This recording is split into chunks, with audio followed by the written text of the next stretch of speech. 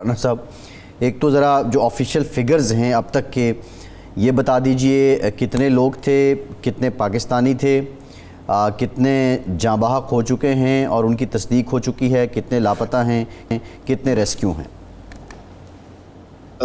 ये जो फिगर्स हैं अभी तक जो कंफर्म्ड है वो सर्वाइवर्स की हैं, जो कि हमारे 12 पाकिस्तानी जो कि सर्वाइव किए उनकी है, और बाकी जो है जो 78 डेड बॉडीज़ वहाँ पर मिली उनके अभी डीएनए प्रोफाइलिंग का प्रोसेस जारी है। और प्राइम मिनिस्टर साहब ने खुसूसी कोऑर्डिनेशन सेल भी बनाया जो कि डीएनए की सैम्पलिंग के लिए प्रोसेस कर रहा है। और अभी तक जो कंफर्म फिगर्स कहीं से भी आई हैं वो यही हैं, और बाकी जो हैं अभी चूँकि still it's an ongoing investigation, तो कितने लोग उस पर सवार थे इसमें अभी अनकन्फर्म्ड न्यूज़ ही हैं जो कि हमारे पास पहुंची हैं मुख्तलिफ ज़राए से, लेकिन जो कंफर्म्ड है वही मैं आपके साथ शेयर कर सकता हूं जो मैंने शेयर की जी। अच्छा राना साहब, ये कोई पहला वाक़या नहीं है, इस तरह के अफसोसनाक वाक़यात पहले भी पेश आते रहे हैं। ये तो है कि किसी अफसोसनाक वाक़े के बाद हमारा जागना, लेकिन ये ह्यूमन ट्रैफिकिंग का सिलसिला जो है ये मुसलसल जारी रहता है। लोग यहाँ जाली वीज़े भी बन रहे होते हैं, जाली पासपोर्ट भी बन रहे होते हैं, वो लोग सफ़र भी कर रहे होते हैं उन्हीं कागज़ात पर। उसके बाद वो बाहर जाके जब हादसे का शिकार होते तो हमें पता चलता है। ये जो यहाँ बैठे हुए लोग हैं, ट्रैवल एजेंट हैं, जो ह्यूमन स्मगलर हैं, उनको रोकना, उनके काम से अगर एक शख्स का एक दफ़ा कोई केस सामने आया है दोबारा वो काम ना कर सके, लेकिन हम देखते हैं कि एक दफ़ा एक बंदा पकड़ा जाता है, 4 दिन के बाद वही बैठा फिर काम कर रहा होता है। तो ये कौन कौन से इदारे की ज़िम्मेदारी है और कहाँ कहाँ कोताही होती है? इसमें जी बेसिकली तो जो ह्यूमन ट्रैफिकिंग का मैंडेट है वो प्राइमरीली एफआईए के पास है जी, और अगेंस्ट कार्रवाई करना भी एफआईए के ही ज़ुमरे में आता है। मैं इसमें अर्ज़ कर दूं, जो फरवरी में वाक़या हुआ था जिसमें हमारे 14 पाकिस्तानी अपनी जान से गए थे, उसमें हमने अपनी तरफ से फिर अपनी सोर्स रिपोर्ट्स पर एफआईआर दर्ज की, और उसका प्रिंसिपल एक्यूज था, उसका नाम सईद सन्यारा था, वो गिरफ्तार किया और वो अभी भी जेल में है, उसकी बेल सारी रिजेक्ट हो चुकी हैं। प्रॉब्लम इसमें ये है कि चूँकि ये एक प्राइमरीली इकोनॉमिक माइग्रेशन है, तो जो इंटेंडेड इमिग्रेंट होता है, जो माइग्रेट कर रहा होता है, उसको इन तमाम जो डेंजरस हालात हैं इस पूरे प्रोसेस के, उसके बारे में मोस्टली पता होता है। और लेकिन चूँकि ये उस तरह का सफ़र है जिसमें पुश एंड पुल फैक्टर दोनों मौजूद होते हैं। यहाँ से पुश मिल रहा होता है पाकिस्तान से, और चूँकि जो लीगल माइग्रेंट के हैं एवेन्यूज़ वो बहुत कम है। इस तरह से जो यूरोपियन कंट्रीज़ हैं वहाँ पर वो उनको पुल कर रहे होते हैं क्योंकि वहाँ पर फैमिली सेटल हुई होती हैं। तो इसमें जो कंप्लेनेंट है उसका फॉरवर्ड आना वो एक बड़ा डिफ़िकल्ट टास्क होता है, और ये सारे का सारा जो प्रोसिक्यूशन इन तमाम केसेस की बेस कर रही होती है वो उसी विटनेस पे बेस कर रही होती है, जिसको एक ह्यूमन स्मगलर बहला फुसला के उसको रोजी पिक्चर दिखा के उससे पैसे लेकर फिर उसको लेकिन राना साहब इलीगल जो इमिग्रेशन है पाकिस्तान से, अगर कोई शख्स, कोई पाकिस्तान का शहरी गैर कानूनी तरीके से किसी दूसरे मुल्क जाना चाह रहा है तो उसके लिए पाकिस्तान का कानून क्या है और इस कानून में सज़ा और जज़ा क्या है? जी बिल्कुल ऐसे ही है जी। पहले हम ये इमिग्रेशन ऑर्डिनेंस 1979 के तहत काम करते थे। उसमें प्रॉब्लम ये थी कि जो विक्टिम है, जैसे अब ये हमारे विक्टिम हैं, वो भी एक यूज़ होता था चूँकि वो इलीगल बॉर्डर क्रॉसिंग कर रहा होता। अभी जो ये फिनोमेना है इसमें ये है कि ये लीगली पाकिस्तान से गए हैं ऑन वैलिड वीज़ा। मोस्टली जो जाते हैं यहाँ से, जो अभी ये लीबिया वाला रूट है, ये ट्रांजिट करते हैं दुबई या किसी मिडिल ईस्ट कंट्री में, और फिर लीबिया का भी वीज़ा इनके पास होता है, और लीबिया ये ऑन वैलिड वीज़ा जाते हैं।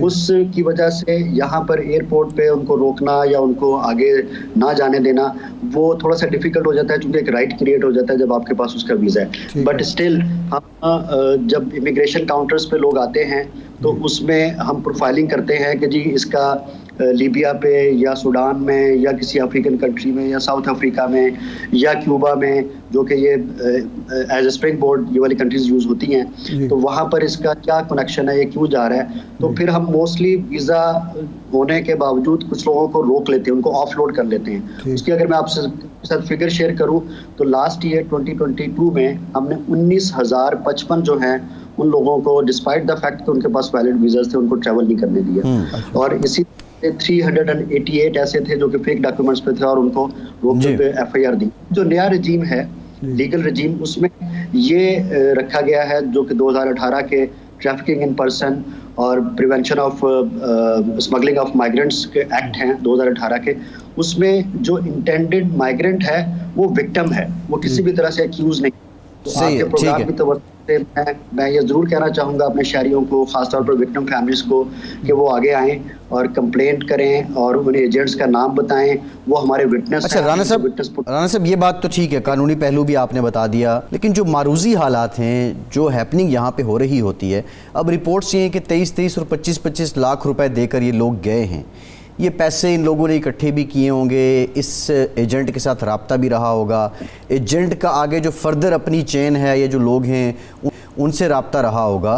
तो हमारी अगर प्राइमरीली FIA का ये मैंडेट है, तो क्यों ये इदारा नाकाम रहा, इसका सुराग बर वक्त नहीं लगाया जा सका कि सैकड़ों की तादाद में लोग जा रहे हैं और लोग आज सरगना भी पकड़ा गया, लेकिन ये 2 महीने पहले 4 महीने पहले नहीं पकड़े गए। इसमें इशू ये है कि ये क्राइम ऐसा है जिसमें रिपोर्टिंग इम्पॉर्टेंट है। हम अक्रॉस द बोर्ड जो फ़ोन कॉल्स हैं या कम्युनिकेशन है उसको एज सच इंटरसेप्ट नहीं कर सकते, वो अदरवाइज प्राइवेसी लॉस का भी उसमें इशू है, but at the same time वो डूएबल भी नहीं। तो जब भी कोई कंप्लेंट आती है तो उस पर फौरी तौर पर एक्शन शुरू हो जाता है।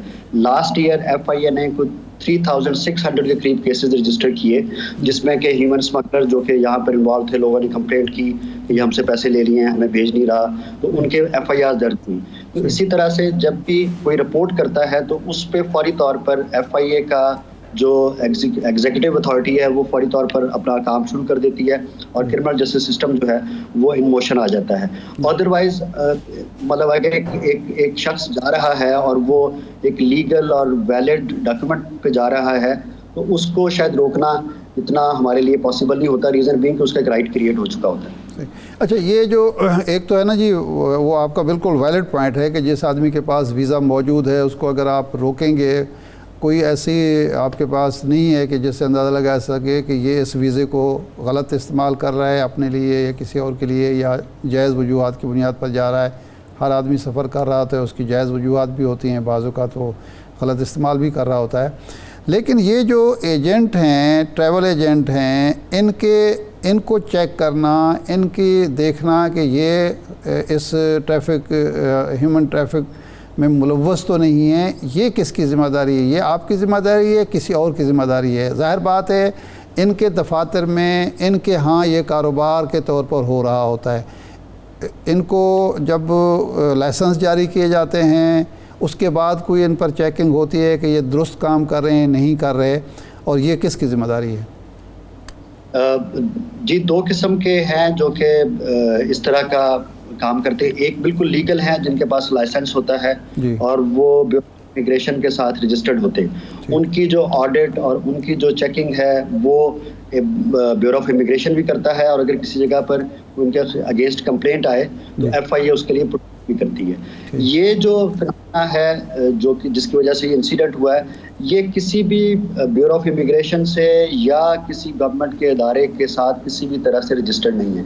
अच्छा। ये वर्ड टू वर्ड, गांव टू गांव, मोहल्ला टू मोहल्ला एक किस्म की इनफॉर्मल और बिल्कुल अंडरग्राउंड सी कम्युनिकेशन चल रही होती है। अच्छा। और वो उसी के ज़रिए से ये इन लोगों को ल्योर करते हैं बाहर जाने के लिए, और इसी तरह से दरम्यान में गारंटर्स पड़ते हैं और जो फैमिलीज़ हैं वो भी बीच में गारंटी देती हैं, तो फिर ये काम शुरू हो जाता है। उसमें जो उनकी गिरफ्तारी है वो डेफिनेटली FIA की जिम्मेदारी है, और जहाँ जहाँ पर भी इस तरह के जो कि बिल्कुल इलीगल और अनऑथराइज्ड किस्म के एजेंट्स काम कर रहे होते हैं, उन पे जहाँ पर भी कोई दरख्वास्त आती है या हमें पता चलता है प्रीएम्प्टिवली, उसको हम गिरफ्तार करते हैं। फॉर एग्जांपल इसमें भी ये किसी ने अभी कंप्लेंट नहीं की थी, लेकिन चूंकि हमारा एक लिंक ऑफिस इस्टेब्लिश हो चुका है ग्रीस में भी, और इसी तरह से लिंक ऑफिस इस्टेब्लिश हो चुका है स्पेन में भी।